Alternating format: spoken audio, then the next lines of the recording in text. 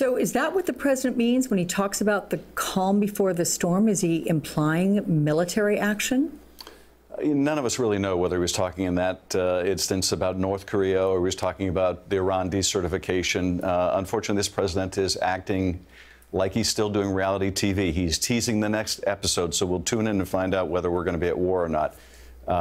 We don't know, but certainly his tweets are quite clear when he says those negotiators have just made fools of themselves and Rex Tillerson is wasting his time. There's only one way to solve this. I'll take care of this.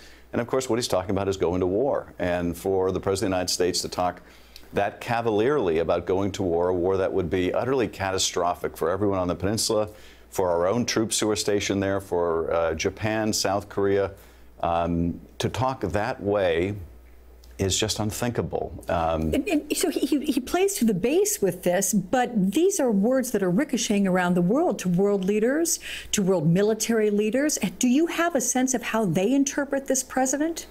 Yes. You know, I think it won't come as any great surprise that many of them have disdain for the president. Many of them put all their faith, frankly, in Secretary Mattis and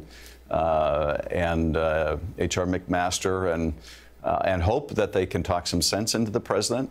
You see, you know, frankly, how former heads of state of other countries speak about this president. It would have been unthinkable with any other president, but this kind of conduct really invites the scorn of others, and it's doing irreparable damage to our standing in the world. But more than that, it's just putting our people at risk.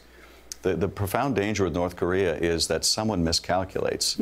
And when the rhetoric heats up this way, and we're doing more military exercises in the region, and as we should be doing, but the prospect for miscalculation just goes up. I don't think this president, I hope and pray this president is not about to do a unilateral strike on North Korea, a nuclear strike on North Korea, first strike. But you could see a situation where things get rapidly out of control, where a plane gets shot down or something else happens. And because the rhetoric is so charged, there's no way to put this back in the bottle. Hey there, I'm Chris Hayes from MSNBC. Thanks for watching MSNBC on YouTube. If you want to keep up to date with the videos we're putting out, you can click subscribe just below me or click over on this list to see lots of other great videos.